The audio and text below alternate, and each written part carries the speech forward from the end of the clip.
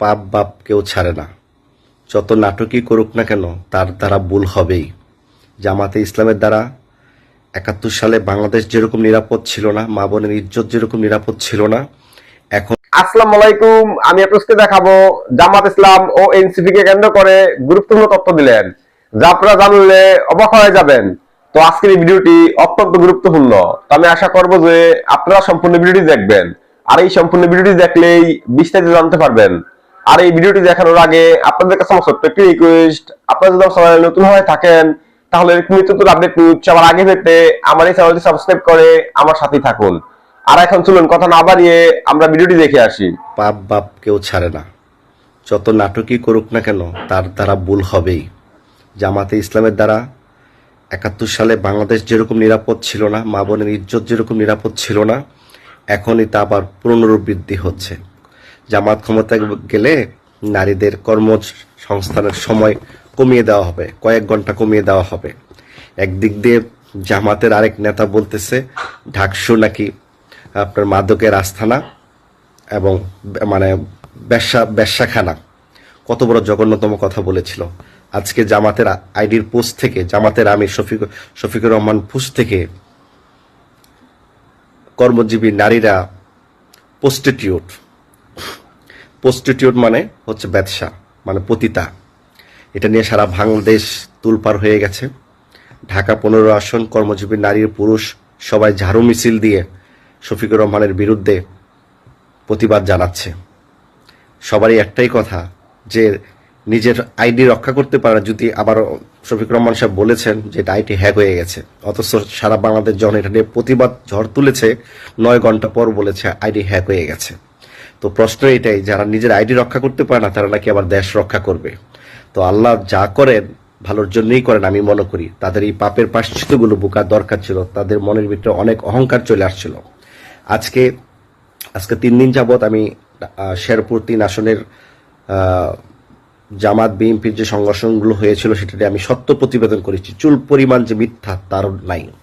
তো আজকে জামাতে ইসলামের আমি ডক্টর শফিকুর রহমান সাহেব শেরপুর আসছেন। নিহত যে পরিবার রেজাউল করিমের বাড়িতে গিয়েছেন, ওনার বাচ্চাকে আদর করেছেন, উনি দুঃখ প্রকাশ করেছেন, কান্নাকাটি করেছেন। কিন্তু দুঃখ আরেকটা বলে রাখি, মানুষ কিন্তু নাটক বোঝে। ওনার এত আবেগ, নিহতর বাড়িতে গিয়েছেন। অথচ এই শেরপুর জেলাতে ৫ই আগস্টের ইস্যু নিয়ে ৬ জন লোক জীবন্ত ছাত্র নিহত হয়েছেন এবং ঢাকাতে ৩ জন, মোট ৯ জন ছাত্র নিহত হয়েছেন ৫ই আগস্টের ইস্যু নিয়ে বিপ্লবে। কই ওনাদের কবর তো জানাজা পড়তে যান নাই, ওনার ওইখানে যাওয়ার প্রয়োজন নাই। তার মানে উনি মানুষকে দেখানোর জন্য এখানে গিয়েছেন। আর মানুষ এখন কি স্লোগান দিচ্ছে, দাড়ি পাল্লা হাতে গোলামের পুত, মা বোনদেরকে বল প্রস্টিটিউট মানে ব্যবসা। এগুলো হচ্ছে আল্লাহর তরফ থেকে তাদের উপর গজব আসা। সারা সব জায়গাতে ঝাড়ু মিছিল হচ্ছে, প্রতিবাদের ঝড় উঠতেছে। তারা ছোট ছোট বাচ্চাদেরকে, শিবিরের নেতাদেরকে দিয়ে তারেক রহমানকে নিয়ে কটূক্তি করাতো। আল্লাহর তরফ থেকে এই যে নিষ্পাপ মানুষদেরকে যে অপমান করাইছে, দুধের বাচ্চাদেরকে দিয়ে, আল্লাহর তরফ থেকে এখন ঝাড়ু মিছিল সেটা প্রাপ্য হয়ে দাঁড়িয়েছে জামাত ইসলামের আমিরের জন্য। আমরা আগেই বলেছি জামাত ইসলাম একটা মুনাফেক বলবো না আমি, তার একটা অকৃতজ্ঞ। বিএনপির দ্বারা এই দেশের সে এমপি মন্ত্রী হওয়ার একটা সুযোগ পাইছে।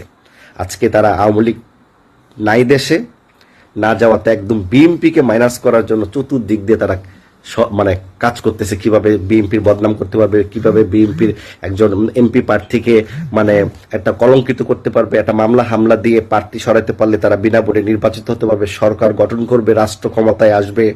অথচ আমার জানা মতে যদি ফেয়ার নির্বাচন একটা আসন জামাত ইসলাম পূর্বেও পায় নাই, তাদের জীবনের ইতিহাসে কোনো দল ছাড়া এবারও কোনো পাওয়ার কোনো সুযোগ নাই। যত কিছু বলুক না কেন আমরা তো জানি, কিন্তু তারা যদি প্রশাসনের সহযোগিতা, ডক্টর মোহাম্মদ ইউনূসের সহযোগিতা যদি তারা ফেল করার পরও যদি পাস দেখায়, রাষ্ট্র ক্ষমতা আসার সুযোগ পায়, তাহলে এটা তো চুরি চামাচ ছাড়া আর কোনো কিছুই না।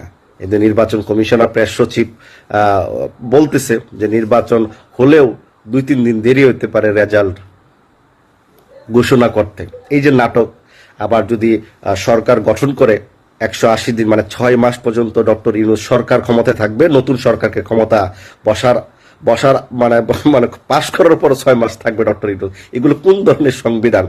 তো যাক, আমি একটা কথা বলি, জামাতে ইসলাম যেভাবে শিবিরকে দিয়ে বিএনপির বিরুদ্ধে অপপ্রচার করছে না, এটা একটা আল্লাহর তরফ থেকে ন্যায় বিচার বিএনপি পাইছে, এবং জামাতের একটা অপমান যে কিভাবে তারা মুখ দিয়ে, শেখ হাসিনা বলেছিল না রাজাকার বাচ্চা, এই কথাটা কিন্তু একটা ইস্যু দিয়ে আল্লাহ তাদেরকে পতন দেওয়াইছে। ঠিক জামাতেরও কিন্তু এই ঝাড়ু মিছিল, জুতা মিছিল, এটা কিন্তু তাদের একটা প্রাপ্য।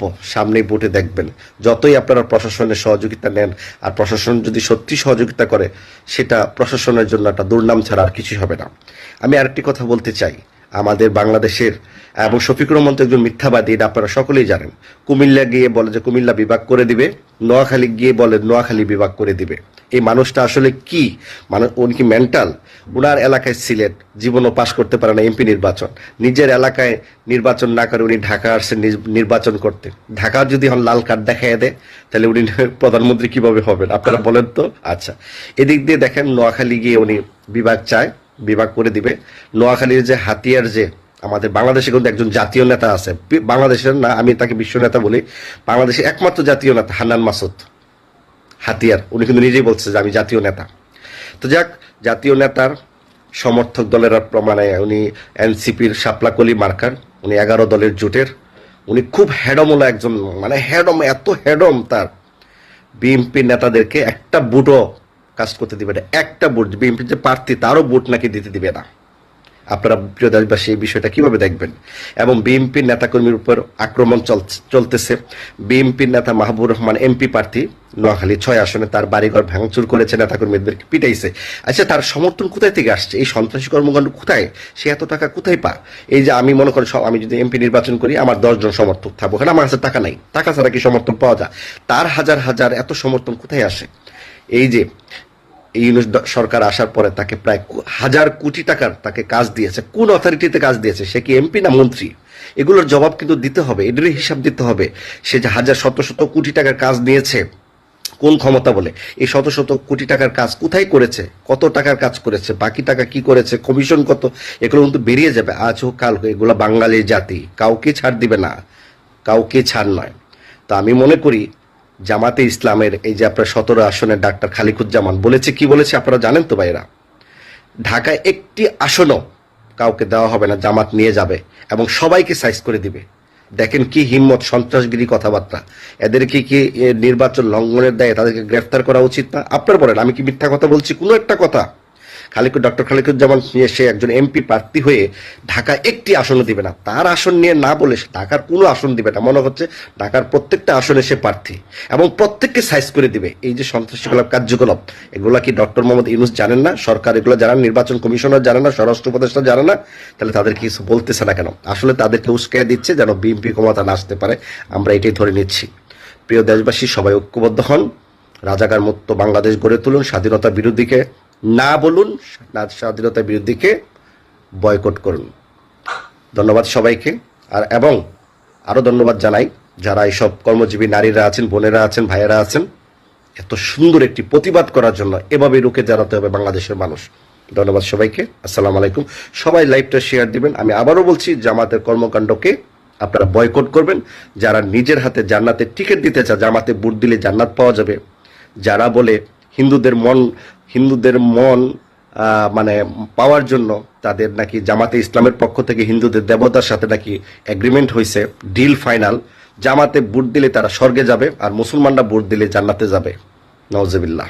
সবাই ভালো থাকবেন, সবাই লাইভটা শেয়ার দিবেন। আসসালাম। তো আমি আশা করছি যে আপনারা সম্পূর্ণ ভিডিওটি দেখেছেন। তো আপনাদের যদি এই বিষয় নিয়ে কোনো মতামত থাকে আমাকে অবশ্যই কমেন্টে জানাবেন। তো আমি এখানে ভিডিওটি শেষ করতেছি। তো দেখা হচ্ছে পরবর্তী ভিডিওতে। সেই পর্যন্ত সবাই ভালো থাকবেন, সুস্থ থাকবেন। আল্লাহ হাফেজ।